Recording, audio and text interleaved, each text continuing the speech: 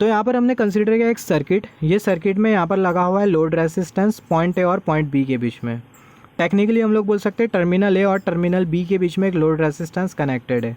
यहाँ पर R1 resistance connect है, यहाँ पर R2 रेसिस्टेंस कनेक्टेड है, यहाँ पर R3 रेसिस्टेंस कनेक्टेड है, यहाँ पर EMF कनेक्टेड है।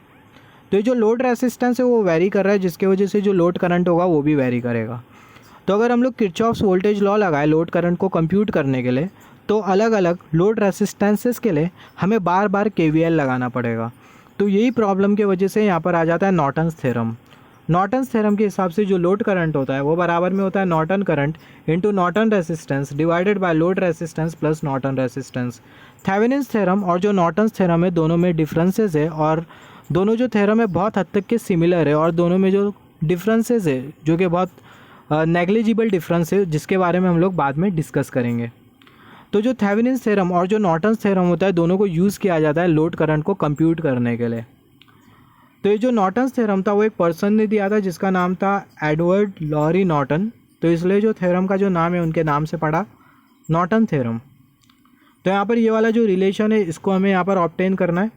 तो यहाँ पर अगर हम लोग देखें जो डॉटेड बॉक्स के अंदर हमें जो सर्किट दिखाई दे रही है, सर्किट को हम लोग बोलते हैं एक्टिव सर्किट। ये एक्टिव सर्किट को हम लोग एक सिंपल सर्किट में कन्वर्ट कर सकते हैं जिसको हम लोग बोलते हैं Norton's equivalent circuit. Norton's equivalent circuit में हमें मिलता है नॉर्टन करंट, नॉर्टन रेसिस्टेंस और यहाँ पर हमें मिलता है लोड रेसिस्टेंस। आई होप आपको समझ में आ रहा होगा differences in between the Thevenin's theorem and the Norton's theorem. Thevenin's theorem में हमें मिलता था थेवेनिन्स वोल्टेज और हमें मिलता था थेवेनिन्स रेसिस्टेंस, मगर नॉर्टन्स थ्योरम में हमें मिल रहा है नॉर्टन्स करंट और यहाँ पर हमें मिल रहा है नॉर्टन्स रेसिस्टेंस। तो यहाँ पर ये वाला जो रिलेशन है इसको हमें यहाँ पर प्रूव करना है। यहाँ पर ये जो IN है वो है नॉर्टन करंट और ये जो R सबस्क्रिप्ट में जो N है वो है नॉर्टन रेसिस्टेंस। तो ये रिलेशन को प्रूव करने के लिए सबसे पहले हमें फाइंड आउट करना होगा लोड ऑन दी सोर्स। ये जो सोर्स है इस पर लोड कितना है, ये सोर्स पे EMF सोर्स पर लोड कितना है वो हम लोग फाइंड आउट करेंगे। फिर दूसरा हम लोग फाइंड आउट करेंगे सोर्स करंट कितना है। तीसरा हम लोग फाइंड आउट करेंगे नॉर्टन्स करंट कितना है। फिर उसके बाद चौथा हम लोग फाइंड आउट करेंगे नॉर्टन्स रेसिस्टेंस कितना है। तो सबसे पहले हमें फाइंड आउट करना है सोर्स पे लोड कितना है। तो जो सोर्स है उस पर जो लोड है उसको फाइंड आउट करने के लिए हम लोग क्या करेंगे, जो लोड टर्मिनल होगा A और B के बीच में जो कनेक्टेड है उसको हम लोग हटा देंगे। ये लोड टर्मिनल को हम लोग हटा देंगे और ये जो टर्मिनल A और जो टर्मिनल B होगा उसको हम लोग शॉर्ट सर्किट कर देंगे, जो कि ये वाली फिगर हमें इंडिकेट कर रही है। EMF as it is circuit में लगा हुआ है, R1 resistance as it is है, R2 resistance as it is है, R3 resistance as it is है। टर्मिनल A और टर्मिनल B को हमने शॉर्ट सर्किट कर दिया लोड रेसिस्टेंस को हटा के। तो जो लोड होगा ये सोर्स के ऊपर उसको हमने कंसिडर किया R डैश, और वो जो R डैश होगा बराबर में होगा R1 resistance plus R2 resistance, क्योंकि R1 रेसिस्टेंस R2 रेसिस्टेंस के साथ सीरीज़ में कनेक्टेड है, R2 रेसिस्टेंस R3 के साथ पैरेलली कनेक्टेड है, तो हम लोग बोलेंगे R2 पैरेलल विद R3। तो इसको हम लोग आगे कुछ इस तरीके से सॉल्व कर सकते हैं, R1 plus R2 into R3 divided by R2 plus R3। यहाँ पर ये जो R1 रेसिस्टेंस होगा उसको हम लोग मल्टीप्लाई कर देंगे R2 प्लस R3 के साथ, तो उस केस में हमें मिलेगा R1 इंटू R2, R1 को R3 के साथ R1 into R3 plus sign R1 को यहाँ पर ये जो R2 इंटू R3 उसको हमने यहाँ पर कंसिडर किया। मतलब ये जो R1 है उसको हमने R2 और R3 के साथ मल्टीप्लाई कर दिया। तो जब हमने R1 को R2 के साथ मल्टीप्लाई किया तो उस केस में हमें मिला R1 इंटू R2। सिमिलरली जब हमने R1 को R3 के साथ मल्टीप्लाई किया तो उस केस में हमें मिला R1 into R3 plus sign R2 into R3 उसको हमने यहाँ पर कंसिडर किया, और ये डिनोमिनेटर का R2 प्लस R3। यहाँ पर हमें मिलता है R डैश जो कि है लोड ऑन दी सोर्स। तो जो ये जो सोर्स है उस पर जो लोड है वो कुछ इतना है R डैश और वो इसके बराबर में। अभी हमें दूसरा फाइंड आउट करना होगा सोर्स करंट। तो जो सोर्स करंट होगा, सोर्स करंट को हम लोग कैसा फाइंड आउट करें, सोर्स करंट बराबर में होता है I डैश, सोर्स करंट को हम लोग मान लेते हो I डैश के बराबर में, और वो बराबर में होगा EMF divided by load on the source. तो मान लेते हैं यहाँ पर ये EMF सोर्स है जिसकी वजह से सर्किट में जो करंट फ्लो कर रहा है वो है I dash current. I dash current R1 resistance के थ्रू फ्लो करेगा, या नोड पर आएगा और दो पार्ट में स्प्लिट हो जाएगा, R2 के थ्रू फ्लो करेगा और R3 के थ्रू फ्लो करेगा, और जो टर्मिनल A भी होगा वो शॉर्ट सर्किट होगा एज इट इज़। तो करंट जो कि R3 के थ्रू फ्लो कर रहा है और R2 के थ्रू फ्लो कर रहा है वो करंट को हम लोग बेसिकली बोलते हैं नॉर्टन्स करंट। तो ये जो I डैश करंट होगा सोर्स, ये जो I डैश करंट होगा सोर्स करंट वो बराबर में होगा source EMF divided by load on the source. तो यहाँ पर ये जो EMF होगा वो एज इट इज़ होगा, और जो लोड है मतलब जो सोर्स पे जो लोड है वो कुछ इतना है, तो R डैश की जगह हम लोग पुट कर देंगे ये पूरा।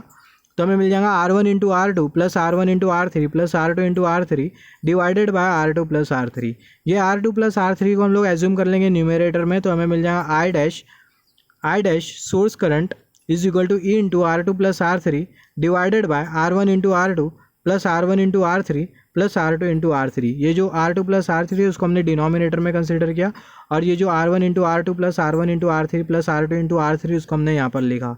तो यहाँ पर हमें मिल जाता है सोर्स करंट आई डैश, जो कि कुछ इतना है। अभी हमें फाइंड आउट करना होगा नॉर्टन्स करंट, और जो नॉर्टन्स करंट है उसको हम लोग फाइंड आउट करेंगे with the help of the current division rule. तो नॉर्टन्स करंट हम लोग किसके थ्रू फाइंड आउट करें, R3 के थ्रू या फिर R2 के थ्रू? तो हम लोग नॉर्टन्स करंट फाइंड आउट करेंगे ये R3 रेसिस्टेंस के थ्रू। तो जो नॉर्टन्स करंट होगा IN वो बराबर में होगा सोर्स करंट, जो नॉर्टन्स करंट होगा वो बराबर में होगा, यहाँ पर हम लोग अप्लाई कर रहे हैं current division rule. Current division rule के हिसाब से source current into opposite resistance, R3 का जो अपोजिट रेसिस्टेंस है वो हम लोग R3 के थ्रू जो करंट है उसको हम लोग फाइंड आउट कर रहे हैं। तो R3 के थ्रू R3 का जो अपोजिट रेसिस्टेंस होगा वो हमें कंसिडर करना होगा। तो R3 का जो अपोजिट रेसिस्टेंस है वो है R2। तो यहाँ पर I dash into R2, I dash source current, I dash source current into R2 resistance divided bye ये जो R2 रेसिस्टेंस और जो R3 रेसिस्टेंस है दोनों का सम, R2 resistance plus R3 resistance. इसको हम लोग बोलते हैं current division rule. Current division rule के हिसाब से करंट डिवीजन रूल हमें क्या बोलता है, main current into opposite resistance. जिस रेसिस्टेंस के अक्रॉस हमें करंट फाइंड आउट करना है उसका अपोजिट रेसिस्टेंस हमें कंसीडर करना होगा, और उसके साथ हमें मल्टीप्लाई करना होगा मेन करंट, जिसको हमने यहाँ पर कंसीडर किया I dash into R2, I dash into R2। यहाँ पर ये जो R2 है वो है अपोजिट रेसिस्टेंस R3 का, और जो आई डैश है वो है main current, divided by summation of the resistance जो कि होगा R2 प्लस R3। यहाँ पर अगर हम लोग देखें जो आई डैश है, आई डैश की जगह हम लोग पुट करेंगे आई डैश की वैल्यू जो कि होगी E into R2 plus R3। Similarly ये जो R2 है उसको हमने यहाँ पर कंसिडर किया, और ये मल्टीप्लिकेशन साइड यहाँ पर हमने कंसिडर किया, divided by R1 into R2 plus R1 into R3 plus R2 into R3 उसको हमने यहाँ पर कंसिडर किया। फिर उसके बाद यहाँ पर अगर हम लोग देखें ये जो R2 प्लस R3 है, ये जो R2 प्लस R3 है, R2 प्लस R3 को हमने यहाँ पर डिनोमिनेटर में कंसिडर किया R2 प्लस R3। यहाँ से R2 प्लस R3 कैंसिल, यहाँ से R2 प्लस R3 कैंसिल हो जाएगा।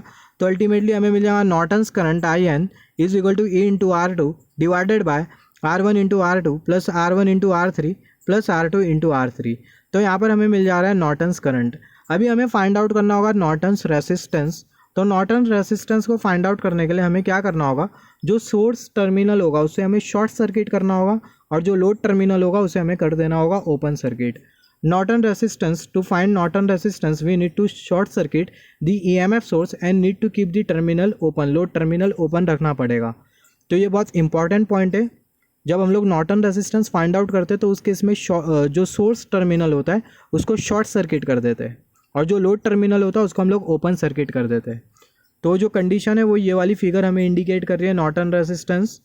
यहाँ पर ये R1 resistance, R2 resistance, R3 resistance, Norton resistance हम लोग फाइंड आउट कर रहे हैं।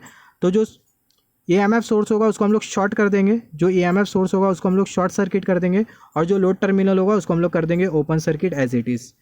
तो हम लोग बोल सकते हैं जो नॉर्टन रेसिस्टेंस होगा RN वो बराबर में होगा R3 रेसिस्टेंस R1 रेसिस्टेंस के साथ सीरीज़ में, R3 प्लस R1 दोनों सीरीज़ में, और यहाँ पर R1 रेसिस्टेंस R2 रेसिस्टेंस के साथ पैरेलल है, R1 resistance parallel with R2 resistance, R3 resistance plus R1 into R2 resistance divided by R1 plus R2 resistance. यहाँ पर R1 रेसिस्टेंस और R2 रेसिस्टेंस का हमने मल्टीप्लिकेशन कंसिडर किया, और यहाँ पर हमने दोनों का समेशन कंसिडर किया।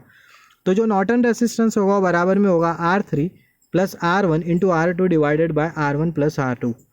तो यहाँ पर हमें मिल जाता है नॉर्टन रेसिस्टेंस। तो सबसे पहले हमने क्या फाइंड आउट किया, हमने फाइंड आउट किया लोड ऑन दी सोर्स, फिर उसके बाद दूसरा हमने फाइंड आउट किया सोर्स करंट, फिर तीसरा हमने फाइंड आउट किया नॉर्टन्स करंट, फिर चौथा हमने फाइंड आउट किया नॉर्टन रेसिस्टेंस। तो यहाँ पर अगर हम लोग देखें जो नॉर्टन रेसिस्टेंस की जो वैल्यू है यहाँ पर हमें मिली, और सिमिलरली यहाँ पर ये जो नॉर्टन करंट की जो वैल्यू है जो कि हमें यहाँ पर मिली, नॉर्टन करंट की ये वाली वैल्यू, और सिमिलरली यहाँ पर ये जो नॉर्टन रेसिस्टेंस की हमें जो वैल्यू मिली है उसको हम लोग ये वाले इक्वेशन में अगर हम लोग पुट कर दें, ये वाले इक्वेशन में अगर हम लोग सब्सटीट्यूट कर दें, तो उस केस में हमें मिलेगा load current is equal to Norton current into Norton resistance divided by load resistance plus Norton resistance.